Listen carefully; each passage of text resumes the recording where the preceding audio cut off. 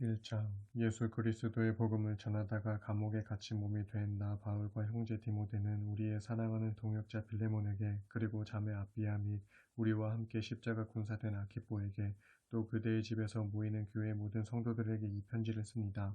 우리 아버지 하나님과 주 예수 그리스도께서 여러분에게 은혜와 평강을 내려주시기를 빕니다. 빌레몬이여, 나는 기도할 때마다 그대를 기억하면서 나의 하나님께 항상 감사를 드립니다. 그 이유는 주 예수에 대한 그대의 신실한 믿음과 모든 성도들에 대한 그대의 깊은 사랑에 대해 내가 익히 들어왔기 때문입니다. 앞으로도 더욱 깊은 믿음의 교제를 통해 그리스도 안에서 우리가 품고 있는 모든 선한 일을 그대가 온전히 이해할 수 있게 되기를 나는 기도합니다. 형제여, 그대의 사랑은 참으로 나에게 큰 기쁨과 위로를 주었습니다. 그것은 성도들의 마음이 그대의 사랑으로 인해 새 힘과 큰 용기를 얻었기 때문입니다. 그러므로 이제 나는 그대에게 한 가지 간곡한 부탁을 하려고 합니다. 나는 이것을 그리스도의 이름으로 그대가 마땅히 행하도록 명령할 수도 있지만 오히려 나이 든 늙은 몸으로 지금 예수 그리스도의 복음을 전하는 일로 감옥에 갇힌 몸이 된 나 바울이 사랑으로 그대에게 간청합니다. 곧 내가 여기 감옥에 갇혀 있는 동안에 얻은 내 아들 오네시모를 두고 부탁합니다. 전에는 그가 그대에게 아무 쓸모없는 사람이었지만 이제는 그대와 내게 참으로 쓸모 있는 사람이 되었습니다. 나는 지금 그를 그대에게 돌려보냅니다. 이제 그는 나의 심장과도 같은 소중한 사람입니다. 복음을 전파하다가 이렇게 감옥에 갇혀 쇠사슬에 묶여있는 나로서는 그를 내 곁에 가까이 두고 그대를 대신해서 내 시중을 들게 하고 싶었지만 본래 그의 주인된 그대의 승낙 없이는 어떤 것도 하고 싶지 않았습니다. 그것은 그대의 선한 일이 마지못해 억지로 행하는 것이 아니라 스스로 원해서 자발적으로 행하는 것이 되기를 바랐기 때문입니다. 그가 그대의 집에서 도망침으로써 그대를 잠시 떠났던 것은 어쩌면 그대로 하여금 그를 영원히 얻도록 하기 위한 것이었을지도 모릅니다. 이제부터 그는 더 이상 일개 종이 아니라 종 이상의 사람, 곧 사랑받은 소중한 형제입니다. 특히 그가 내게 있어 그러하다면 그대에게 있어서는 사람으로서나 또는 주 안의 형제로서나 더욱 소중한 존재일 것입니다. 그러므로 그대가 나를 동역자로 생각한다면 나를 맞이하듯이 그 사람 오네시모를 따뜻하게 맞아주십시오. 그가 그대에게 어떤 잘못을 저질렀거나 빚진 것들이 있다면 그것을 모두 내게로 돌려 내 앞으로 달아놓으십시오. 그래서 나 바울이 이렇게 친필로 쓰고 있습니다. 내가 그것을 다 갚아주겠습니다. 하지만 나는 그대가 내게 얼마나 많은 복음의 빚을 졌는지에 대해서는 굳이 말하지 않겠습니다. 형제여, 나는 주 안에서 그대의 사랑의 행위를 통해 참으로 기쁨을 얻고 싶습니다. 부디 그리스도 안에서 나의 마음에 평강을 주고 새 힘을 불어넣어 주십시오. 나는 그대가 내 말에 기꺼이 순종할 것이라는 사실을 확신하면서 그대에게 이 편지를 씁니다. 아니, 오히려 그대는 틀림없이 내가 말한 것 이상으로 더 잘해줄 것으로 압니다. 그리고 한 가지를 더 부탁하자면 그대는 내가 묵을 방을 하나 마련해 주십시오. 여러분의 기도대로 내가 조만간 여러분에게 갈 수 있게 되기를 바랍니다. 예수 그리스도의 복음을 전하다가 나와 함께 같이 몸이 된 에바브라가 그대에게 안부를 전합니다. 또 나의 동역자들인 마가와 아리스다고와 데마와 누가도 그대에게 안부를 전합니다. 우리 주 예수 그리스도의 은혜가 여러분의 심령에 항상 함께하기를 빕니다. 아멘. 1장 옛날에 하나님께서는 여러 예언자들을 통해 여러 차례 여러 방법으로 우리 조상들에게 말씀하셨지만 이 마지막 시대에 이르러서는 자기 아들을 통해 우리에게 말씀하셨습니다. 하나님께서는 그 아들을 만물의 상속자로 세우시고 그 아들을 통해 온 세상을 창조하셨습니다. 그 아들은 하나님의 영광의 광채이시고 하나님의 본체 그대로의 모습이십니다. 또한 그 아들은 자신의 능력 있는 말씀으로 만물을 굳게 붙들어 보존하시고 우리의 모든 죄를 깨끗이 씻어주신 후에 하늘에 오르셔서 높은 곳에 계신 존엄하신 하나님의 오른편에 앉으셨습니다. 그리하여 그 아들은 모든 천사들보다 훨씬 뛰어난 분이 되셨으니 곧 천사들과는 비교조차 할 수 없는 빼어난 이름을 물려받았습니다. 사실 하나님께서는 어느 천사에게도 너는 내 아들이다. 오늘날 내가 너를 낳았다 하고 말씀하신 적이 없고 또는 나는 그의 아버지가 되고 그는 나의 아들이 될 것이다 하고 말씀하신 적도 없습니다. 그러나 하나님께서 그 아들 곧 자기 맏아들을 이 세상에 보내실 때에는 하나님의 천사들은 모두 그에게 경배하라 하고 말씀하셨습니다. 또 천사들을 두고는 성경에 기록되기를 하나님께서는 자기 천사들을 바람처럼 부리시고 자기 일꾼들을 불꽃으로 삼으신다라고 하였습니다. 그러나 그 아들을 두고서는 성경에 기록되기를 오 하나님, 주의 보좌는 영원하고 주의 왕국의 홀은 의의 홀입니다. 진실로 주께서는 의를 사랑하시고 악을 미워하십니다. 그러므로 아버지 하나님, 곧 주의 아버지 하나님께서는 그 아들 주께 기쁨의 기름을 부으셔서 주의 동료 왕들보다 더욱 높이 만왕의 왕으로 세우셨습니다. 라고 하였습니다. 또 성경은 그 아들을 두고 기록하기를 오 주여, 주께서는 태초에 땅의 기초를 놓으셨습니다. 하늘도 주께서 친히 주의 손으로 빚으신 것입니다. 비록 하늘과 땅은 부서져 없어질지라도 또 온 천지 만물들은 오처럼 닳아 없어질지라도 오직 주께서는 영원토록 계실 것입니다. 주께서 천지를 거도처럼 둘둘 말아 올리시면 그것들은 빛바랜 옷처럼 변할 것입니다. 그럴지라도 주께서는 변함없이 언제나 한결같으시고 주의 세월은 결코 다함이 없을 것입니다. 라고 하였습니다. 그런데 하나님께서 언제 한 번이라도 천사들 가운데 누구에게 내가 내 원수들을 내 발 아래 굴복시킬 때까지 너는 여기 내 오른쪽 보좌에 앉아 있어라 하고 말씀하신 적이 있었습니까? 결코 그런 적이 없습니다. 다만 모든 천사들은 구원받을 사람들을 섬기도록 하나님께로부터 보내심을 받은 영들일 뿐입니다. 2장. 그러므로 우리는 그릇된 길로 빠져들지 않도록 우리가 들은 것들을 마음속에 더 굳게 간직해야 합니다. 하나님께서 천사들을 통해 주신 율법의 말씀도 효력이 있어서 그것을 거슬러 죄를 짓거나 또는 그 말씀에 순종하지 않았을 때 그에 따른 공정한 처벌을 받았거든. 하물며 우리가 이 큰 구원을 가볍게 여긴다면 어떻게 감히 그 형벌을 피할 수 있겠습니까? 이 큰 구원은 처음에 주께서 말씀하신 것이요 또 주의 말씀을 들은 사람들이 우리에게 확신을 갖고 증거해 준 것입니다. 더욱이 하나님께서도 이 큰 구원의 말씀이 참되다는 것을 여러 표징들과 놀라운 일들과 기적들로 또 자기 뜻에 따라 나누어 주신 성령의 은사들로 함께 증거해 주셨습니다. 하나님께서는 지금 우리가 말하는 장차 올 세상을 천사들의 통치 아래에 맡겨두신 것이 아닙니다. 누군가가 성경에 이렇게 증언했습니다. 사람이 무엇이기에 주께서 그를 생각해 주시며 인자가 무엇이기에 주께서 그를 보살펴 주십니까? 주께서는 그를 잠깐 동안 천사들보다 조금 못하게 낮추셨지만 나중에는 영광과 존귀의 면류관을 그에게 씌워주셨고 온 세상 만물을 그의 발 아래 두어 복종케 하셨습니다. 이처럼 하나님께서 온 세상 만물을 그의 발 아래 두셨기 때문에 그에게 복종하지 않는 것이라고는 아무것도 없게 하셨습니다. 그러나 지금 우리가 보기로는 아직까지는 만물이 그에게 다 복종하고 있지는 않습니다. 하지만 우리 믿는 자들은 천사들보다 잠깐 동안 낮아지셨지만 마침내 십자가 죽음의 고난을 이기고 지금은 영광과 존귀의 면류관을 쓰신 채 아버지 하나님의 오른편에 앉아 계신 예수를 우러러봅니다. 정녕 예수께서 십자가 죽음을 당하신 것은 하나님의 은혜로 모든 믿는 자들에게 구원을 가져다 주기 위함이었습니다. 만물을 창조하셨을 뿐만 아니라 또한 만물을 보존하시는 하나님께서는 자신에게 속한 많은 자녀들을 영광에 이르게 하시려고 그들에게 구원을 가져다 줄 구원의 창시자를 고난을 통해 완전케 하셨는데 그것은 지극히 당연한 일이었습니다. 사람들을 거룩하게 하시는 분과 또 거룩하게 된 사람들은 모두가 한 분이신 하나님께 속한 한 가족입니다. 그러므로 사람들을 거룩하게 하시는 예수 그리스도께서는 거룩하게 된 사람들을 조금도 부끄러워하지 않고 기꺼이 자신의 형제들이라고 부르셨습니다. 그리하여 예수께서 말씀하시기를 내가 주님의 이름을 내 형제들에게 선포하고 모두가 모인 회중 가운데서 주님을 찬양하겠습니다라고 하셨고 또 말씀하시기를 내가 하나님을 믿고 의지할 것이다 라고 하시면서 또 계속 말씀하시기를 보십시오. 하나님께서 내게 보내신 자녀들과 함께 내가 여기에 있습니다 라고 하셨습니다. 하나님의 자녀들인 우리는 피와 살을 가졌고 예수께서도 우리와 마찬가지로 살과 피를 가진 인간의 모습으로 나셨습니다. 그런 까닭은 자기 육신의 죽음을 통해서 죽음의 권세를 가진 자, 곧 마귀를 멸망시키기 위해서이고 또한 죽음의 공포 때문에 평생토록 마귀의 노예로 매여 사는 사람들을 해방시켜 주시기 위해서였습니다. 이처럼 예수께서는 천사들을 도우시려고 이 세상에 오신 것이 아니라 분명 아브라함의 자손들을 도우시려고 오신 것입니다. 그러므로 예수께서는 모든 면에서 자기 형제인 우리들과 같아지셔야만 했습니다. 그 이유는 예수께서는 하나님 앞에서 자비롭고 신실한 대제사장이 되셔서 자기 형제인 우리 인간들의 죄를 대속하셔야 했기 때문입니다. 결국 예수께서는 몸소 시험을 받으시고 또 고난을 겪으셨기 때문에 시험당하는 사람들을 넉넉히 도우실 수 있게 되었습니다. 3장. 그러므로 우리와 함께 하늘의 부르심을 받은 거룩한 형제들이여 이제는 하나님의 사도요 우리 신앙의 대제사장이신 예수만을 깊이 생각하십시오. 이 예수께서는 일찍이 모세가 하나님의 온 집안에 충실했듯이 자신을 세우신 분께 충실하셨습니다. 그러나 집을 지은 건축자가 집 자체보다 더 영예로운 것과 마찬가지로 예수께서는 모세보다 훨씬 더 큰 영광을 받으시기에 지극히 합당하신 분이십니다. 모든 집마다 그 집을 지은 사람이 있듯이 온 세상 만물을 지으신 분이 계시는데 그분은 곧 하나님이십니다. 모세는 종으로서 하나님의 온 집에서 충실히 일함으로써 장차 하나님께서 말씀하실 것들의 증인이 되었습니다. 그러나 그리스도께서는 아들로서 하나님의 온 집안을 충실히 다스린 분이십니다. 우리가 그 소망을 곧게 붙든 채 확신과 긍지를 갖고 살아간다면 우리는 하나님의 집안 사람들입니다. 그래서 성령께서는 이렇게 말씀하셨습니다.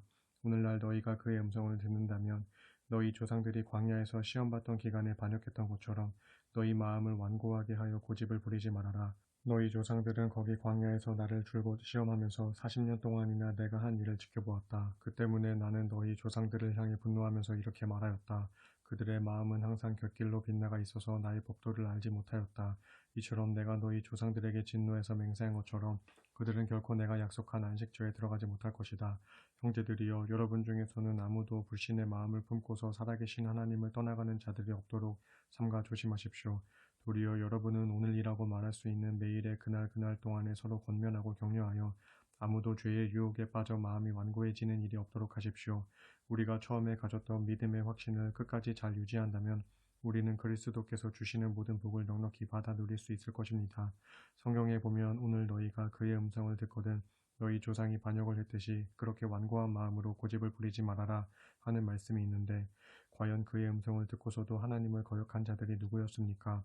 모세의 인도에 따라 이집트에서 나온 사람들이 모두 그랬지 않습니까?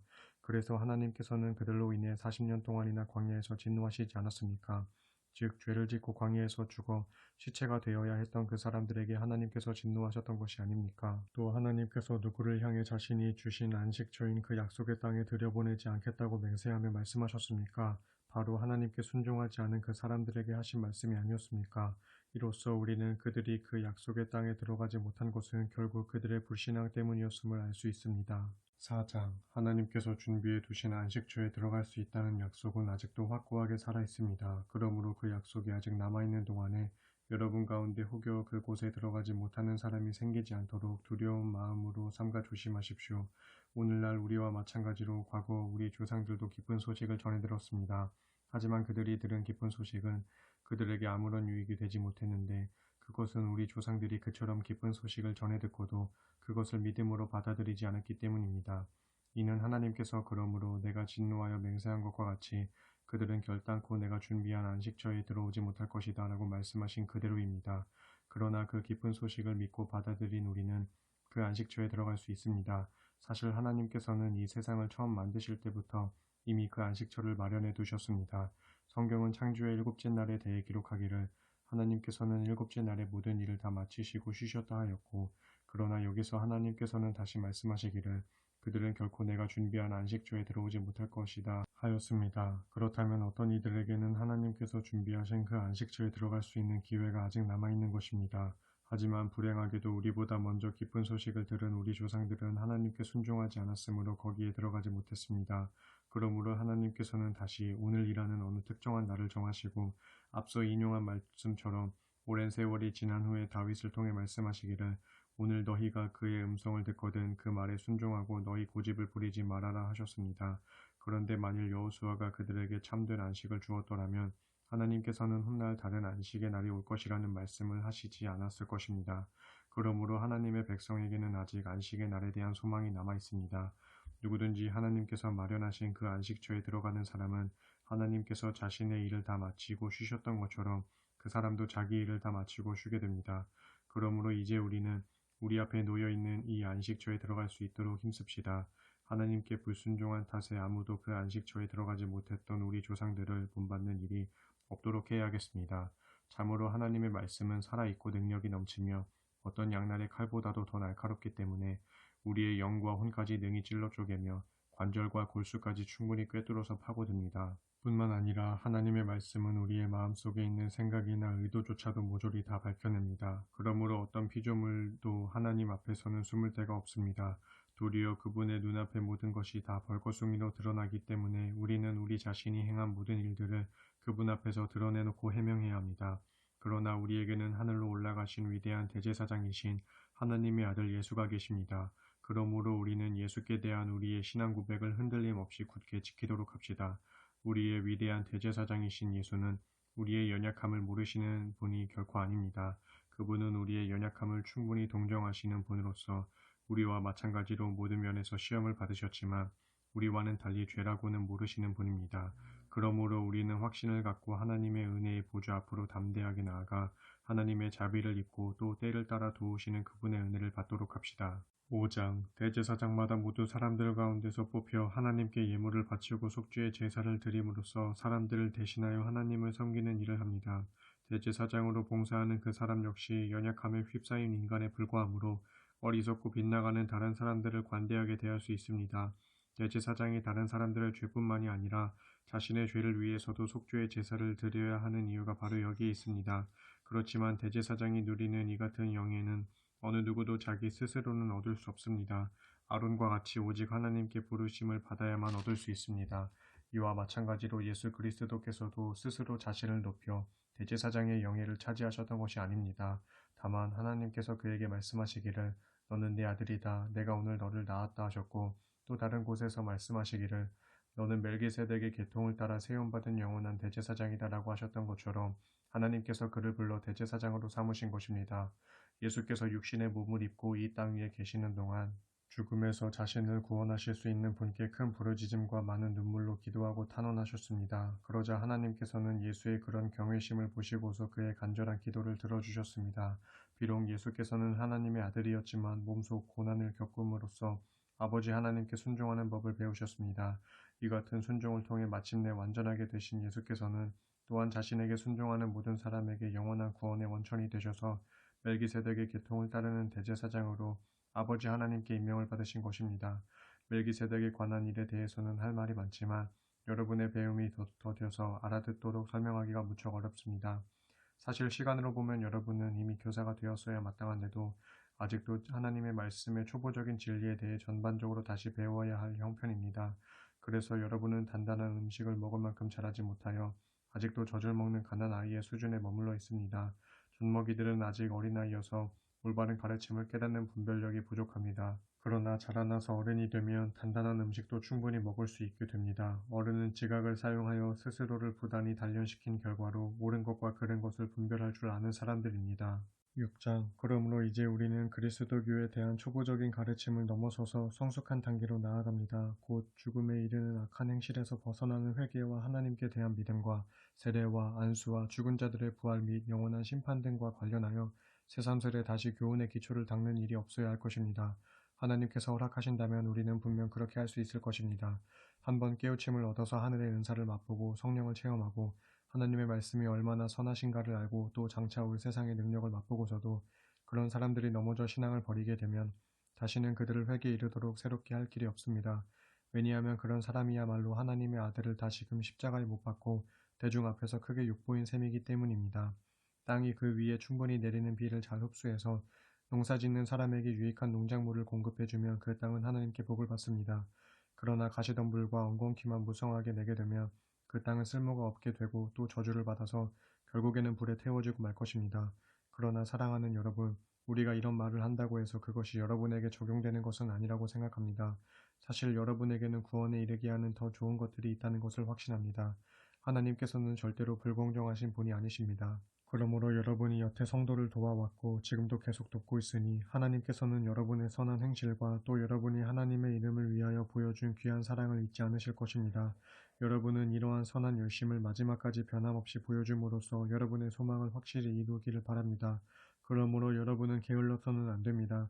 오직 믿음과 인내로 약속된 유산을 물려받은 신앙의 인물들을 본받는 자들이 되어야 합니다. 일찍이 하나님께서 아브라함에게 약속하실 때 하나님께서는 자기보다 더 큰 이가 없기 때문에 자기 자신을 두고 스스로 맹세하시면서 말씀하시기를 내가 반드시 내게 복을 내리고 너로 크게 번성하게 하겠다 하셨습니다. 그래서 아브라함은 인내를 갖고 오래 기다린 끝에 마침내 약속된 것을 받아들였습니다. 사람들은 맹세를 할 때는 자기보다 더 위대한 존재를 두고서 맹세를 합니다. 그리고 그런 맹세를 통해 자기가 한 말에 매듭을 짓고 또 모든 논쟁을 끝냅니다. 이와 같이 하나님께서도 자신의 약속을 물려받을 사람들에게 자신의 뜻과 계획이 절대로 변치 않는다는 사실을 확실하게 나타내 보이시려고 맹세로서 그 약속을 확증하셨습니다. 하나님께서 이처럼 하신 까닭은 그분께서는 절대로 거짓말을 하실 수 없기 때문에 그 두 가지 사실 곧 하나님께서 발하신 그 약속과 맹세는 결코 변치 않는다는 사실을 보여줌으로써 그 약속과 맹세에 의지하여 앞에 놓인 구원의 소망을 붙잡으려고 세상에서 피하여 나온 우리로 하여금 큰 위로와 격려를 받도록 하기 위해서였습니다. 우리가 가진 이 같은 소망은 안전하고 튼튼한 영혼의 닷과 같아서 우리로 하여금 휘장 안에 지성소에까지 곧장 들어가게 해줍니다. 그런데 예수께서는 우리를 위해 우리보다 앞서 달려가셔서 거기에 먼저 들어가신 분으로 멜기세덱의 계통을 따르는 영원한 대제사장이 되셨습니다. 7장 이 멜기세덱으로 말하자면 그는 살렘 왕이요 또 지극히 높으신 하나님의 제사장이었습니다. 그는 여러 왕들을 물리치고 돌아오는 아브라함을 만나 그를 축복해 주었습니다. 그러자 아브라함은 자신이 취한 모든 전리품에서 10분의 1을 떼어 멜기세덱에게 바쳤습니다. 이 사람 멜기세덱이라는 이름은 첫째로 의의 왕이란 뜻이고 다음으로 살렘 왕이란 말은 평화의 왕이라는 뜻입니다. 아주 특이하게도 멜기세덱에게는 아버지도 어머니도 없고 족보도 없습니다. 또한 태어난 날도 없고 죽은 날도 없어서 마치 하나님의 아들과 마찬가지로 항상 제사장으로 있는 자입니다. 그렇다면 여러분은 멜기세덱이 얼마나 위대한 인물인지 한번 생각해 보십시오. 족장 아브라함조차도 모든 전리품 가운데 가장 좋은 것들로 골라 10분의 1을 그에게 바쳤습니다. 율법에 따르면 제사장 직분을 맡은 레위 가문의 사람들은 같은 동족인 아브라함의 후손들 곧 이스라엘 백성들에게서 10분의 1을 거두도록 규정해 놓고 있습니다. 그러나 멜기세덱은 레위의 가문의 사람이 아니었는데도 아브라함에게서 10분의 1을 받았고 게다가 하나님의 약속을 받은 아브라함을 축복까지 해주었습니다. 두말할 나위도 없이 축복은 더 큰 윗사람이 작은 아랫사람에게 베풀어주는 것입니다. 그런데 레위 가문의 제사장들은 장차 죽을 인간들이었지만 10분의 1을 받았고 멜기세덱은 항상 살아있다고 전해지는 인물인데 10분의 1을 받았습니다. 그러므로 생각해보면 이스라엘 백성들에게서 10분의 1을 받은 레위 가문의 제사장들도 결과적으로 아브라함을 통해 멜기세덱에게 10분의 1을 바친 셈입니다. 그런 까닭은 멜기세덱이 아브라함을 만났을 당시 레위는 아직 태어나지도 않은 채 자기 조상 아브라함의 허리에 있었기 때문입니다. 비록 이스라엘 백성들이 레위 계통의 제사장 직분에 근거해서 율법을 받았지만 그 레위 가문의 제사장 직분을 통해서 온전한 것을 이룰 수 있었더라면 왜 굳이 아론 계통이 아닌 멜기세덱의 계통에 속하는 다른 제사장을 세울 필요가 있었겠습니까? 제사장 직분에 변화가 생기게 되면 율법에도 변화가 생기는 것은 너무나 당연합니다. 지금까지 우리가 말한 그 다른 제사장, 곧 멜기세덱의 계통에 따른 새로운 제사장으로 세움받은 분은 레위 지파가 아니라 다른 지파에 속했는데 그 지파에 속한 사람으로서는 지금까지 아무도 하나님의 제단에서 제사장의 일을 감당한 사람이 없습니다.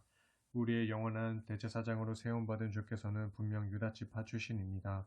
그런데 모세가 자신의 율법에서 제사장 직분과 관련해서 말할 때 이 지파에 관해서는 아무것도 언급한 적이 없습니다. 그리하여 옛적 멜기세덱과 같은 모양으로 오늘날 또 다른 새로운 제사장이 생겨난 것을 보면 우리가 지금까지 말해온 사실이 더욱더 명백해집니다. 그렇습니다. 그분이 제사장이 된 것은 혈통에 따른 규례, 곧 율법의 규정에 따른 것이 아니라 영원토록 썩지 않는 생명의 능력에 따른 것이었습니다. 그렇기에 그분을 두고 성경은 기록하기를 너는 멜기세덱의 계통을 따르는 영원한 제사장이다라고 했습니다. 그러므로 전에 있던 계명 곧 율법은 힘이 없고 효력이 없어졌기에 그만 폐지되었습니다. 사실 율법은 어떤 것도 완전하게 만들지 못했습니다. 그래서 하나님께서는 더 나은 소망을 우리에게 주셨고 우리는 그 소망을 품고 하나님께 가까이 나아갈 수 있게 되었습니다. 더욱이 예수께서는 하나님의 맹세 없이 제사장이 된 것이 아닙니다. 레위 계통의 사람들은 하나님의 맹세 없이 제사장이 되었지만 그러나 예수께 대해서는 하나님께서 이렇게 맹세하시면서 제사장으로 세우셨습니다. 곧 주께서 맹세하시기를 너는 영원한 제사장이다 하셨으니 그분의 마음은 절대로 변치 않으실 것이다. 이리하여 예수께서는 더 나은 언약의 보증인이 되셨습니다. 레위 계통의 제사장들은 죽음 때문에 그 직무를 계속 수행할 수가 없어서 많은 수요가 있어야 했습니다. 그러나 예수께서는 영원히 계시는 분이시므로 제사장 직분을 영원토록 맡아보십니다. 따라서 예수께서는 자신을 통해 하나님께로 나아오는 사람들을 온전히 구원하실 수 있습니다. 그것은 예수께서는 항상 살아계셔서 그들을 위해 중보의 기도를 드리고 계시기 때문입니다. 예수야말로 참으로 우리에게 합당한 대제사장이십니다. 왜냐하면 예수께서는 거룩하시고 순결하시고 흠이 없으시고 모든 죄인들과는 구별되시고 하늘보다 더 높으신 분이기 때문입니다. 지금까지 다른 제사장들은 먼저 자기 죄를 위해 제사드리고 그 다음에 백성들의 죄를 위해 제사드리는 일을 날마다 해야 했습니다. 그러나 그들과는 달리 예수께서는 그렇게 하실 필요가 전혀 없습니다. 왜냐하면 그분은 자기 자신을 몸소 제단에 바치심으로써 단 한 번에 그 모든 일을 온전히 이루셨기 때문입니다. 이처럼 율법은 약점을 지닌 연약한 사람들을 대제사장으로 세워왔지만 율법 후에 주어진 하나님의 맹세의 말씀은 영원토록 완전하게 되신 아들을 대제사장으로 세웠습니다. 8장 지금까지 우리가 한 말의 요점은 바로 그와 같은 대제사장이 우리에게 계신다는 사실입니다. 지금 그는 하늘에 계시는 가장 존엄하신 분의 보좌 오른편에 앉아 계십니다. 또한 그는 하늘 성소 곧 참 장막에서 일하고 계시는데 그 장막은 사람이 세운 것이 아니라 주님께서 친히 세우신 것입니다. 지상의 모든 대제사장들은 예물과 희생제물을 바치는 일을 하도록 세움받은 사람들입니다. 그러므로 이 대제사장에게도 무엇인가 바쳐야 할 것이 있어야 했습니다. 그런데 만일 그가 지상에 계셨더라면 그는 제사장이 되지 못하셨을 것입니다. 왜냐하면 지상에서는 율법에 따라 예물을 바치는 사람들이 이미 많이 있기 때문입니다. 그러나 지상의 제사장들이 섬기는 땅의 성소는 하늘에 있는 참성소의 그림자요 무형에 불과합니다. 이쪽에 모세가 장막을 세우려고 했을 때 하나님께서 모세에게 지시하시기를 너는 명심하여 내가 산 위에서 내게 보여준 모형에 따라 모든 것을 만들도록 하여라 하신 것은 바로 이런 사실 때문입니다.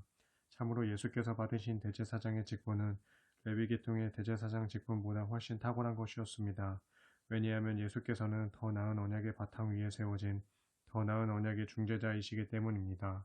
만일 저 첫 번째 언약에 아무 결함이 없었다면 두 번째 언약이 생겨나야 할 필요가 전혀 없었을 것입니다. 그러나 하나님께서는 자기 백성들과 맺은 첫 번째 언약에서 결함을 발견하시고는 이렇게 말씀하셨습니다. 나 주가 말한다. 보라, 날이 이를 터인데 그때 내가 이스라엘 및 유다 집과 새 언약을 맺을 것이다. 또 나 주가 말한다. 그 새 언약은 내가 이스라엘 조상들의 손을 잡고 이집트 땅에서 직접 이끌고 나올 당시에 그 조상들과 맺었던 언약과는 다른 것이다. 그때 그 조상들이 나와 맺은 언약을 지키지 않았으므로 나도 그들을 버렸다. 또 나 주가 말한다. 그때 이후로 내가 이스라엘 집과 맺을 언약은 이것이다. 곧 나는 내 율법을 그들의 생각 속에 집어넣고 그들의 마음 속에 새길 것이다. 그리하여 나는 그들의 하나님이 되고 그들은 나의 백성이 될 것이다. 그러면 이제부터는 어느 누구도 주님을 알라 하고 말하면서 자기 이웃이나 형제를 가르칠 필요가 없게 될 것이다. 왜냐하면 그때에는 가장 작은 자에서부터 가장 큰 자에 이르기까지 모두가 다 나를 알 것이기 때문이다. 그리고 그때에 나는 그들의 허물을 불쌍히 여겨 다시는 그들의 죄를 기억하지 않을 것이다. 이처럼 하나님께서는 새 언약이라는 표현을 사용하심으로써 첫 번째 언약을 낡고 쓸모없는 것으로 여기셨습니다. 낡고 쓸모없게 된 것은 이내 사라지게 마련입니다. 9장 첫 번째 언약에도 예배의 규정들과 땅에 속한 성소가 있었습니다. 한 장막이 세워졌는데 그 장막의 첫 번째 방에는 등잔대와 상이 있었고 그 상 위에는 빵을 차려 놓았습니다. 이 첫 번째 방을 성소라고 불렀습니다. 성소 안쪽의 휘장 뒤에는 지성소라고 불리는 두 번째 방이 있었습니다. 그 두 번째 방에는 금으로 만든 분향제단 및 온통 금으로 입힌 언약궤가 놓여 있었습니다. 그리고 이 언약궤 안에는 만나를 담은 금항아리와 싹이 돋은 아론의 지팡이와 언약의 십계명을 새긴 두 개의 돌판이 들어 있었습니다. 또 그 언약궤 위에는 그룹으로 불리는 영광의 천사들이 큰 날개를 마주펴서 속죄판을 내리덮고 있었습니다. 그런데 이런 것들에 대해서는 지금 더 자세히 말할 필요는 없습니다.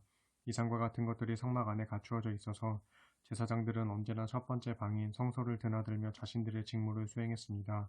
그러나 성소 안쪽에 있는 두 번째 방인 지성소에는 오직 대제사장만이 1년에 단 한 번 들어갈 수 있었는데 그때의 대제사장은 자기 자신의 죄를 용서받기 위해 그리고 백성들이 모르고 지은 모든 죄를 용서받기 위해 반드시 희생제물의 피를 가지고 들어가야 했습니다.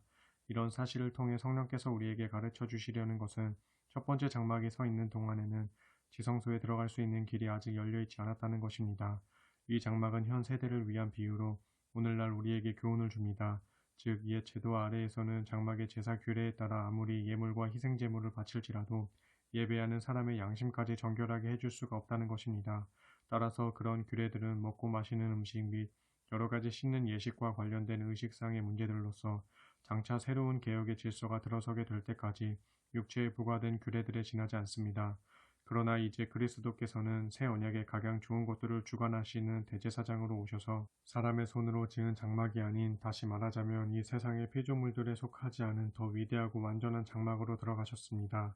그 장막으로 들어가실 때 그리스도께서는 염소나 송아지의 피를 가지고 들어가신 것이 아니라 자기 자신의 피를 가지고 단 한 번 지성소에 들어가셔서 우리에게 영원한 구원을 가져다 주셨습니다.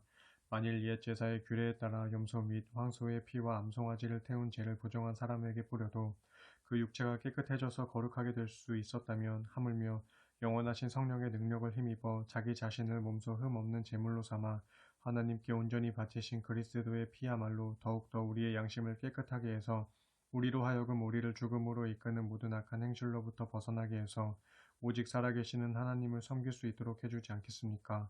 이런 이유에서 그리스도께서는 새 언약의 중재자이십니다. 그분께서는 첫 번째 언약 아래에서 우리가 저지른 모든 죄에서 사람들을 구원해 내시려고 자기 자신을 대속의 제물로 바쳐 십자가에 죽으셨습니다. 그리하여 하나님께 부르심을 받은 모든 사람들로 하여금 약속된 영원한 유업을 물려받게 하셨습니다. 유언장이 효력을 발휘하려면 유언을 한 당사자가 죽었다는 것이 확인되어야 합니다. 유언은 유언한 사람이 죽은 후에야 비로소 효력이 발생하기 때문입니다. 당사자가 살아있는 동안에는 유언이 아무런 효력도 없습니다. 이런 이유에서 첫 번째 언약도 죽음의 피 없이 맺어진 것이 아닙니다. 그 옛날 모세가 시내산에서 이스라엘 백성들에게 율법의 계명들을 선포할 때 그는 송아지와 염소를 죽여 그 피를 우슬초와 붉은 양털에 묻혀서 물과 함께 언약의 책과 온 백성에게 뿌리고서는 이것은 하나님께서 여러분에게 명하신 언약의 피입니다 하고 말했습니다. 같은 방식으로 모세는 장막과 제사의식에 사용되는 모든 기구들에도 피를 뿌렸습니다. 이처럼 율법에 따르면 거의 모든 것들이 피로써 깨끗하게 됩니다. 진실로 피 흘림이 없이는 죄사함도 없습니다. 하늘에 있는 것들을 본떠 만든 땅 위의 모형들은 이처럼 여러 제사의식을 통해 제물을 바침으로써 정결하게 될 필요가 있습니다. 그러나 본래 하늘의 것들은 이보다 더 나은 제물로 정결하게 되어야 합니다. 그리스도께서는 하늘의 참된 것들을 본떠 만든 성소, 즉 사람의 손으로 지은 땅의 성소로 들어가지 않으셨습니다. 그분은 바로 하늘의 참된 성소로 들어가셔서 우리를 위해 하나님 앞에 나타나셨습니다.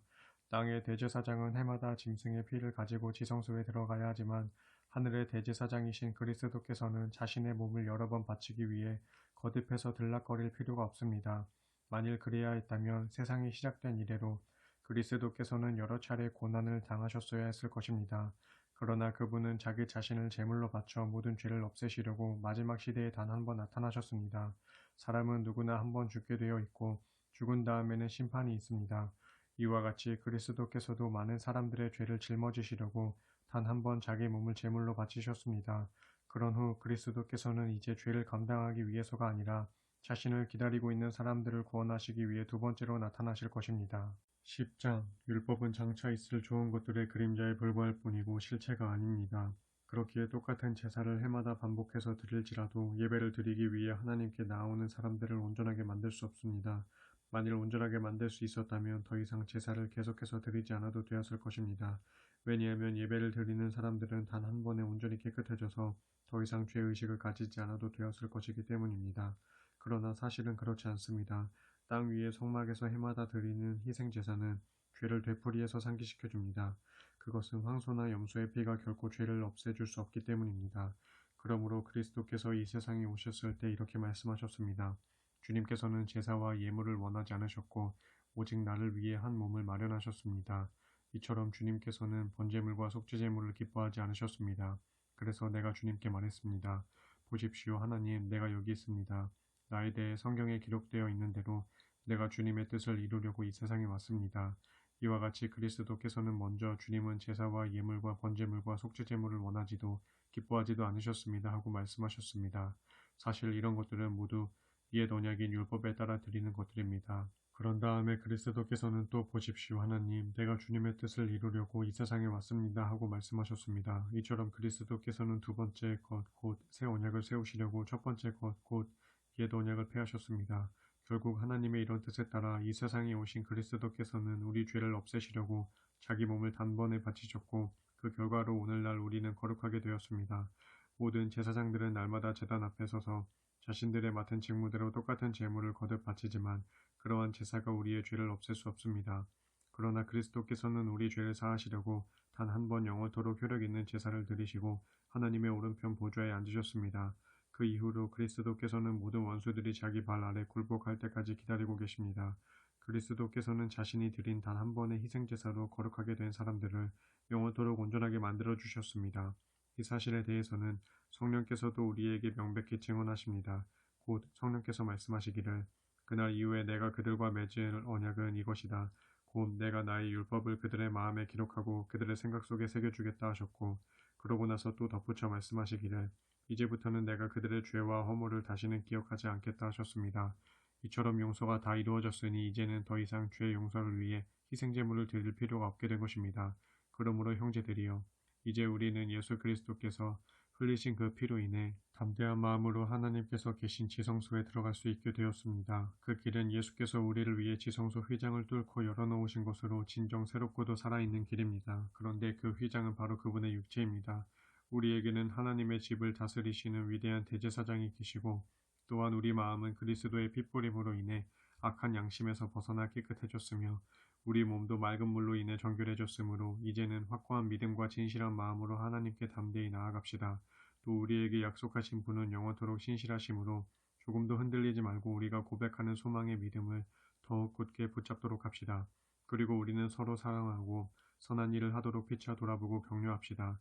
어떤 사람들의 잘못된 습관처럼 우리는 함께 모이는 일을 절대로 소홀히 하지 말고 도리어 서로를 격려하고 권면하는 가운데 주의 재림의 날이 가까워 오는 것을 볼수록 더욱 힘써 모이도록 합시다. 만일 우리가 이 같은 진리에 대한 지식을 얻은 후에도 일부러 계속해서 죄를 짓는다면 더 이상 그 죄를 용서받을 수 있는 제사가 없습니다. 그런 사람들에게는 대적하는 자들을 모조리 불에 태워버리시는 하나님의 무서운 진노와 심판만이 기다리고 있을 따름입니다. 한번 생각해 보십시오. 옛적 모세의 율법을 어긴 자들도 두세 증인의 증언만 있으면 가차없이 사형에 처했거든. 하물며 하나님의 아들을 짓밟고 자기를 거룩하게 해준 언약의 피를 부정한 것으로 여기며 은혜의 성령을 모독한 자들에게야 얼마나 더 크고 무서운 형벌이 임하겠습니까? 우리는 원수 갚는 것은 내가 할 일이니 내가 다 갚아주겠다라고 말씀하시고 또 주께서는 자기 백성을 심판하실 것이다 라고 말씀하신 분을 알고 있습니다. 이처럼 살아계시는 하나님의 징벌의 손에 떨어지는 것은 정말 두려운 일입니다. 형제들이여, 여러분은 진리의 빛을 받아들인 이후에 고난 가운데서도 잘 견디면서 싸워 이겨내던 초창기 시절을 되새기십시오. 여러분은 때때로 비방을 받고 공공연히 박해를 당하기도 했고 또 그런 고난을 겪는 사람들의 동료가 되기도 했습니다. 또한 여러분은 감옥에 갇힌 자들과 함께 아파하고 여러분의 재산을 빼앗기면서도 기쁨으로 견뎌내기도 했습니다. 여러분이 그렇게 할 수 있었던 것은 여러분에게는 장차 더 좋고 더 영구적인 재산이 기다리고 있다는 것을 알았기 때문입니다. 그러므로 여러분은 끝까지 그런 확신을 잃어버리지 마십시오. 그리하면 반드시 장차 큰 보상이 뒤따를 것입니다. 여러분이 하나님의 뜻을 행하면 하나님께서 약속하신 것들을 받을 것입니다. 그러자면 여러분에게는 반드시 인내가 필요합니다. 그러나 오래 걸리지는 않을 것입니다. 성경에 기록되기를 머지않아 주께서 오실 터인데 그분은 지체하지 않으실 것이다. 그때 나의 의인은 오직 믿음으로 말미암아 살 것이다. 누구든지 믿음에서 물러선다면 내 마음이 그를 기뻐하지 않을 것이다 하였습니다. 그러나 우리는 믿음에서 물러나 멸망당할 사람들이 아닙니다. 우리는 믿음을 지켜 영생을 얻을 사람들입니다. 11장 믿음은 우리가 바라는 것들에 대한 실체요 보이지 않는 것들에 대한 증거입니다. 우리 조상들은 참으로 이 같은 믿음을 지녔기에 하나님께 인정을 받았습니다. 믿음으로 우리는 이 세상의 모든 것들이 하나님의 말씀으로 창조되었다는 것을 알고 그래서 우리 눈에 보이는 세상은 본래 존재했던 어떤 것들로 만들어진 것이 아니라 오직 하나님의 말씀으로 말미암아 생겨난 것임을 깨닫습니다. 믿음으로 아벨은 형 가인보다 더 나은 제물을 하나님께 바쳤습니다. 하나님께서는 아벨이 바친 믿음의 제물을 기꺼이 받으시면서 그를 의롭다고 인정해 주셨습니다. 이처럼 아벨은 믿음으로 제물을 바침으로써 그 제물이 하나님께 인정을 받았던 것입니다. 오늘날 아벨은 죽었지만 그는 자기 믿음을 통해 여전히 우리에게 증언하고 있습니다. 믿음으로 에녹은 죽음을 경험하지 않고 그 몸이 들려 하늘나라로 옮겨졌습니다. 하나님께서 그를 산채로 데려가셨기 때문에 그의 모습이 세상에서는 더 이상 보이지 않게 되었습니다. 하늘나라로 옮겨가기 전부터 에녹은 그 믿음으로 하나님을 기쁘시게 하는 자라는 인정을 받았습니다. 그렇습니다. 믿음이 없이는 아무도 하나님을 기쁘시게 해드릴 수 없습니다. 그러므로 하나님께로 나아가려고 하는 사람은 누구든지 하나님께서 살아계시다는 것과 또 그분은 자신을 진정으로 열심히 따르는 사람들에게 반드시 상을 주시는 분이시라는 것을 믿어야 합니다. 믿음으로 노아는 아직 아무런 조짐조차 보이지 않는 미래 일들에 대해 하나님의 지시를 받았을 때 거룩한 두려움 속에서 방주를 지어 대홍수 때 자기 가족들을 구원했습니다. 이로써 노아는 그 믿음으로써 불신 세상을 정죄하였고 나아가 그 믿음으로 인해 의의 상속자가 되었습니다. 믿음으로 아브라함은 하나님께 부르심을 받았을 때 그대로 순종하여 장차 유업으로 받게 될 약속의 땅을 향해 길을 떠났습니다. 그런데 그때 아브라함은 자신이 어디로 가야 하는지 알지 못한 상태에서 오직 믿음으로 나아갔습니다. 마침내 약속의 땅에 도착했지만 믿음으로 그는 낯선 타국에 잠시 몸부쳐 사는 이방인처럼 그렇게 살았습니다. 즉 아브라함은 낯선 타국 땅에서 장차 자신과 함께 동일한 언약의 상속자가 될 이삭 및 야곱과 더불어 나그네처럼 천막을 치고 살았습니다. 이것은 그가 조만간 하나님께서 친히 설계하시고 세우실 견고한 터 위의 도성을 기대하고 있었기 때문입니다. 또 믿음으로 아브라함은 자기가 너무 늙었고 자기 안에 살아도 이미 아기를 낳을 수 없는 단산의 몸이었지만 마침내 생식의 능력을 얻어 아버지가 될 수 있었습니다. 그것은 그가 자신에게 약속하신 분을 신실한 분으로 끝까지 믿었기 때문입니다. 그리하여 마치 죽은 사람이나 다름없는 이 한 사람에게서 하늘의 별들과 같이 많고 바닷가의 모래알들 같이 셀 수 없는 수많은 후손들이 생겨난 것입니다. 이 사람들은 모두 믿음을 따라 살아가다가 죽었습니다. 비록 그들은 살아있을 동안에는 약속된 것들을 받지 못했지만 오직 믿음으로 그것들을 멀리서 보고 크게 반겼습니다. 그리고 이 세상, 이 땅에서는 자신들이 잠시 머무는 외국인이며 또 나그네 신세임을 신앙 고백했습니다. 이 같은 신앙 고백을 하는 사람들은 자신들이 참된 본향을 찾고 있는 나그네 된 사람들임을 분명히 나타내 보여주었습니다. 만일 그들이 떠나온 세상 고향을 생각하고 있었더라면 그들에게는 돌아갈 기회가 얼마든지 있었습니다. 그러나 그들은 실상 더 좋은 고향, 곧 하늘나라를 갈망하고 있었습니다. 그러므로 하나님께서도 그들을 하나님이라고 불리는 것을 부끄럽게 여기지 않으시고 도리어 그들을 위해 한 도성을 마련해 두셨습니다. 또 아브라함은 하나님께 시험을 받았을 때 믿음으로 순종하여 이삭을 바쳤습니다. 더욱이 그때 아브라함은 많은 후손의 약속을 받은 사람이었는데도 기꺼이 자기 외아들을 희생 제물로 바치려고 했던 것입니다. 일찍이 하나님께서는 아브라함에게 이런 약속을 하셨습니다. 오직 이삭을 통해서 태어난 사람들이라야 내 후손이라고 불릴 것이다. 이 약속을 믿은 아브라함은 외아들 이삭이 죽더라도 하나님께서 반드시 그를 다시 살려내실 것이라고 생각했습니다. 비유적으로 말하자면 아브라함은 자기 믿음을 통해 외아들 이삭을 죽음으로부터 다시 돌려받은 셈입니다. 믿음으로 이삭은 장래에 이루어질 일을 두고 야곱과 에서를 합당하게 각각 축복해 주었습니다. 믿음으로 야곱은 죽을 때 요셉의 두 아들을 합당하게 각각 축복해 주고는 자기 지팡이에 기대어 일어나서 하나님께 경배를 드렸습니다. 믿음으로 요셉은 죽을 때 장차 이스라엘 백성이 이집트를 떠나게 될 것임을 말하면서 이집트를 떠날 때 자기 유골도 반드시 함께 가지고 나가달라고 당부했습니다. 믿음으로 모세의 부모는 모세가 태어났을 때 그 아이를 석 달 동안 몰래 숨겨 길렀습니다. 그것은 그들이 그 아들의 남다름을 알고는 아기를 죽이라는 이집트 왕의 명령을 두려워하지 않았기 때문입니다. 믿음으로 모세는 어른이 되었을 때 이집트 공주의 아들로 불리는 것을 거부했습니다. 모세는 죄 가운데서 육신의 안락을 잠시 누리기보다는 도리어 하나님의 백성과 함께 고난받는 길을 선택했습니다. 그는 이집트의 온갖 보화를 소유하는 것보다 그리스도를 위해 온갖 모욕을 당하는 것을 마다하지 않았습니다. 그것은 믿음으로 그가 장차 받게 될 하늘의 상급을 바라보았기 때문입니다. 또 믿음으로 그는 이집트 왕의 분노를 두려워하지 않고 이집트를 떠났습니다. 그는 보이지 않는 하느님을 마치 보는 것 같이 뚜렷이 바라보면서 참고 견뎠습니다. 또 믿음으로 그는 유월절 및 어린 양의 피를 뿌리는 의식을 행함으로써 이집트 땅에서 모든 처음 난 것들을 멸하는 죽음의 사자로 하여금 이스라엘 집안의 마다들을 해치지 못하도록 했습니다. 믿음으로 이스라엘 백성은 마치 마른 땅을 밟고 건너듯 홍해를 무사히 건넜지만 그들을 추격하던 이집트 군사들은 똑같이 그렇게 행하다가 모두 물에 빠져 죽고 말았습니다. 또 믿음으로 이스라엘 백성이 이랫동안 여리고성을 돌자 그토록 견고하던 성벽이 와르르 무너져 내렸습니다. 믿음으로 기생 라합은 이스라엘 정탐꾼들을 자기 집에 맞아들여 무사히 숨겨줌으로써 여리고성이 함락될 때 믿지 않은 사람들과 함께 죽지 않았습니다. 내가 얼마나 더 계속해서 열거해야 하겠습니까? 이 밖에도 기드온, 바락, 삼손, 입다, 다윗, 사무엘 그리고 여러 예언자들에 대해서 일일이 이야기하자면 시간이 모자랄 것입니다.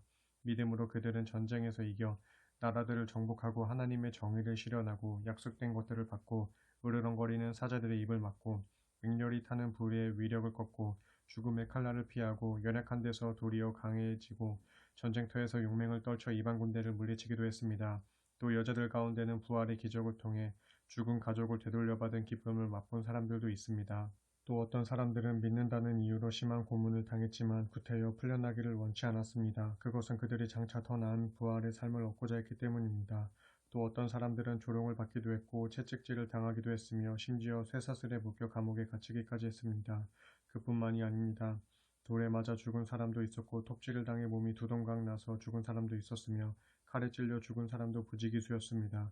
양이나 염소 가죽의 야생 털옷을 입고 이리저리 떠돌며 생활하는 가운데 극심한 가난을 겪고 고난을 받으며 학대를 당한 사람도 있었습니다. 세상은 이런 사람들을 받아들이지 못했고 이런 사람들에게 세상은 또한 아무런 가치가 없었습니다. 그래서 그들은 광야와 산속과 동굴과 토굴 등을 찾아다니며 지냈습니다. 이 사람들은 모두 자신들의 믿음으로 인해 하나님께 인정을 받았지만 그들 중 누구도 약속된 것을 이 세상에서는 받지 못했습니다. 그 까닭은 하나님께서는 오늘날 우리 성도들을 위해 더 좋은 것을 마련해 두셨으므로 그들도 우리와 함께 최종적인 온전함에 이를 수 있도록 미리 작정하셨기 때문입니다. 12장 그러므로 형제들이여 이렇게 구름대처럼 수많은 증인들이 우리를 둘러싸고 있으므로 오늘날 우리도 온갖 무거운 짐들과 쉽사리 얽혀 들게 하는 모든 죄악을 다 떨쳐버리고 믿음으로 우리 앞에 놓인 목표를 향해 끝까지 참고 견디며 달려갑시다. 우리는 오직 믿음의 창시자이시요 완성자이신 예수만을 바라봅시다. 그분은 자기 앞에 놓여있는 영광스러운 기쁨을 위해 모든 부끄러움을 조금도 개의치 않으시고 십자가의 고통을 견뎌내셔서 마침내 하나님의 보좌 오른편에 앉으셨습니다. 그러므로 여러분은 죄인들의 숱한 배척과 모진 학대를 견뎌내신 예수 그리스도를 항상 생각하면서 믿음의 경주를 달릴 때 낙심하여 지치는 일이 없도록 하십시오. 여러분은 지금 죄의 유혹에 맞서 싸우고 있지만 아직 피를 흘릴 정도로 심한 싸움을 치른 적은 없습니다. 또한 여러분은 하나님께서 여러분을 자녀로 대하시면서 하신 격려의 말씀을 잊어버렸습니다. 말씀하시기를 내 아들아 주의 징계를 가볍게 여기지 말고 주께서 너를 책망하시더라도 결코 낙심하지 말라. 주께서는 자기가 사랑하시는 사람들마다 징계하시고 자기 자녀로 받아들이신 사람들마다 채찍질하시기 때문이다라고 하지 않았습니까? 그러므로 힘든 일이 있어도 그 고난을 우리를 연단시키는 주의 징계로 받아들이고 참으며 견뎌냅시다. 하나님께서는 여러분을 자녀들로 대하고 계십니다. 부모라면 응당 징계를 통해 자녀들을 연단시키는 법입니다. 이와 같이 자녀라면 누구나 징계를 받습니다. 그런데도 만일 여러분이 주께 그런 징계를 받지 않는다면 여러분은 그분의 진짜 자녀가 아니라 단지 사생아일 뿐입니다. 우리는 육신의 부모가 우리를 징계하여도 그분들을 존중하고 공경합니다. 그렇다면 하물며 우리 영혼의 아버지께는 더욱더 복종하며 살아야 하지 않겠습니까?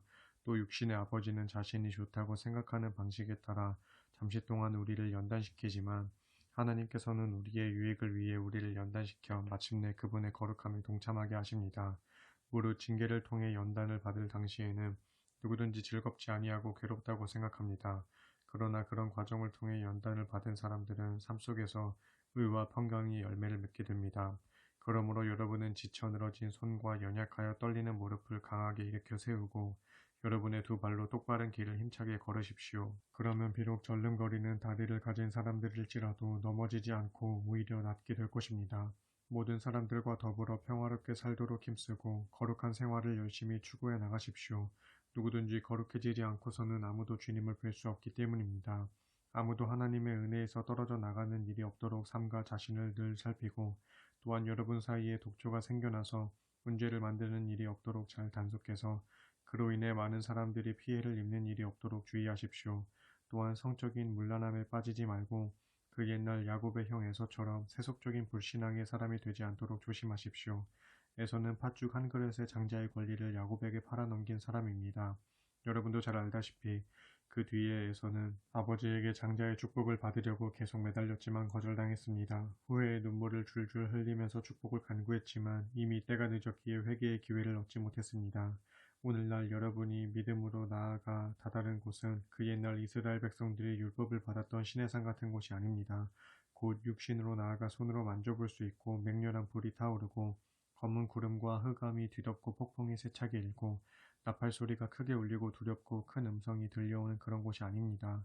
그때의 시내산에서 그 음성을 들은 이스라엘 백성들은 더 이상 하나님께서 자신들에게 계속 말씀하시지 않기를 엎드려 빌었습니다. 그것은 비록 짐승일지라도 이 산에 닿으면 돌로 쳐 죽여야 한다 라고 하신 하나님의 명령을 그들이 도무지 감당할 수 없었기 때문입니다.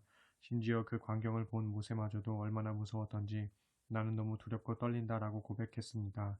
그러나 오늘날 여러분이 믿음으로 다다른 곳은 시내산이 아니라 시온산입니다. 곧 살아계신 하나님의 도성인 하늘나라의 예루살렘입니다. 정녕 오늘날 여러분이 다다른 그곳에는 수많은 천사들의 무리와 그 이름이 하늘나라에 등록된 장자들의 교회와 모든 민족을 심판하시는 하나님과 이미 완전해진 의인들의 영혼과 새 언약의 중보자이신 예수 및 아벨의 피보다 더 크고 나은 효력을 발한 예수께서 뿌리신 속죄의 피가 있는 곳입니다. 그러므로 여러분은 부디 여러분에게 말씀하시는 분을 거역하지 않도록 조심하십시오. 옛적 이스라엘 사람들이 땅에서 경고한 모세를 거역하고도 그 형벌을 피할 수 없었거늘 하물며 오늘날 우리가 하늘에서 우리에게 경고하시는 하나님의 말씀을 거역한다면 어찌 그 큰 형벌을 피할 수 있겠습니까? 그때 시내산에서 발하신 하나님의 음성은 온 땅을 뒤흔들었지만 이제는 하나님께서 경고하시기를 내가 한 번 더 땅뿐만 아니라 하늘까지도 뒤흔들겠다라고 하셨습니다. 여기서 한 번 더라고 하신 말씀은 흔들리는 것들, 곧 이 세상의 모든 흔들리는 피조물들을 다 없애버리시겠다는 뜻입니다. 그렇게 하시는 까닭은 흔들리지 않는 영원한 것들만을 영원토록 남아있게 하시려는 것입니다. 그러므로 오늘날 우리가 흔들리지 않은 영원한 나라를 받게 된 것에 진정 감사를 드리면서 경건함과 떨리는 마음으로 하나님을 합당하게 섬겨 그분을 기쁘게 해드립시다. 참으로 우리 하나님께서는 모든 것들을 다 태워 없애는 불이십니다. 13장. 여러분, 서로를 형제처럼 사랑하십시오. 나그네 대접하기를 소홀히 하지 마십시오. 어떤 사람들은 평소 나그네를 잘 대접하다가 자신도 모르는 사이에 천사를 대접한 일도 있었습니다. 감옥에 갇혀있는 자들을 생각하되 여러분도 함께 갇혀있다는 심정으로 그들을 기억하십시오. 여러분도 몸을 가진 사람들이니 몸으로 고통받는 사람들을 헤아려 주십시오. 모두가 결혼을 귀하게 여기고 부부의 잠자리를 더럽히지 말고 순결하게 유지하십시오. 하나님께서는 음란한 자들과 간음하는 자들을 심판하실 것입니다. 돈을 사랑하여 돈에 얽매이지 말고 지금 갖고 있는 것으로 만족하십시오. 하나님께서는 우리에게 친히 말씀하시기를 내가 결코 너를 떠나지 않을 것이고 너를 버리지 않을 것이다 라고 했습니다. 그러므로 우리는 확신에 차서 담대하게 말할 수 있습니다. 주께서 나를 도와주시니 내가 무엇을 두려워하랴. 사람이 나를 어찌할 수 있으랴. 또 여러분은 하나님의 말씀을 여러분에게 가르쳐 준 지도자들을 기억하십시오. 그들이 살다가 한 삶의 길을 잘 살펴보고 그들의 신앙을 본받도록 하십시오. 예수 그리스도께서는 어제나 오늘이나 내일이나 영원토록 한결같은 분이십니다. 온갖 종류의 유상한 가르침에 마음을 빼앗기는 일이 없도록 특히 주의하십시오. 우리의 마음은 음식 규정을 잘 지킨다고 강해지는 것이 아니라 오직 하나님의 은혜로 강해집니다. 그러므로 음식 규정에 얽매여 사는 사람들은 아무런 유익을 얻을 수 없습니다. 우리에게는 우리의 한 제단이 있는데 옛 율법에 따라 성막에서 일하던 사람들은 우리의 제단 위에 놓인 제물을 먹을 권리가 없습니다. 그들의 제사의식에서 대제사장은 속죄제물로서 짐승의 피를 가지고 지성소 안으로 들어가고 그 짐승의 몸은 진영 밖에서 모두 불태워 버립니다. 이와 같이 예수께서도 자신의 피로써 사람들을 거룩하게 하시려고 성문 밖에서 고난을 당하셨습니다. 그러므로 우리도 기꺼이 진영 밖으로 나아가서 예수께서 몸소 겪으신 그 치욕을 함께 짊어지도록 합시다. 사실 이 세상에는 우리 성도들이 살만한 도성이 없습니다. 그래서 믿는 우리는 장차 올 도성을 간절히 기다리고 있습니다. 그러므로 우리는 예수를 통하여 하나님께 날마다 찬양의 제사를 드립시다. 그렇게 하는 것은 그분의 이름에 감사하며 우리의 신앙을 고백하는 입술의 열매입니다. 그리고 선한 일을 행하는 것과 나눠주는 일을 소홀히 하지 맙시다. 이러한 제사야말로 하나님을 진정 기쁘시게 해드리는 것입니다. 여러분은 여러분을 인도하는 목자들의 말에 순종하고 그들의 권위에 따르도록 하십시오. 그것은 그들이 여러분의 영혼을 위해 마치 자신들이 하나님 앞에서 계산해야 할 사람들인 것처럼 항상 깨어 여러분의 영혼을 지키고 보살피는 사람들이기 때문입니다. 그러므로 여러분들이 최대한 순종하고 협조함으로써 그들로 하여금 기쁨으로 그 일을 행하게 하고 근심하거나 탄식하면서 하지 않도록 해주십시오. 그래야 마지막 심판 때 여러분에게 큰 유익이 될 것입니다. 특별히 우리를 위해 기도해 주십시오. 우리는 한 점 거리낌 없는 선한 양심을 갖고서 모든 일에 올바르게 처신하고 있다고 확신합니다. 내가 여러분에게 하루빨리 돌아갈 수 있도록 더욱 열심히 기도해 주시기를 간곡히 부탁드립니다. 영원한 언약의 피를 흘림으로써 모든 양들의 큰 목자가 되신 우리 주 예수 그리스도를 죽은 자들 가운데서 다시 살리신 평강의 하나님께서 자신의 거룩한 뜻을 행할 수 있도록 온갖 좋은 것들로 여러분에게 풍성히 공급해 주시기를 간구합니다. 또한 하나님께서 예수 그리스도를 통하여 자신에게 참된 기쁨이 되는 일을 우리 가운데 이루시기를 빕니다. 하나님께 영원토록 영광이 있기를 빕니다. 아멘. 형제들이여, 비록 짧게 편지를 썼지만 부디 지금껏 말한 나의 이 권면들을 마음속에 깊이 받아들이기를 간곡히 부탁드립니다. 우리 형제 디모데가 방금 감옥에서 풀려나왔음을 여러분에게 알려드립니다. 디모데가 조만간 이곳으로 오면 나는 그와 함께 여러분을 만나러 가겠습니다. 여러분의 모든 목자들과 그곳의 모든 신도들에게 문안 인사를 드립니다. 또 이탈리아에서 오신 분들이 여러분에게 안부를 전합니다. 하나님의 은혜가 여러분 모두와 항상 함께 하시기를 빕니다. 아멘.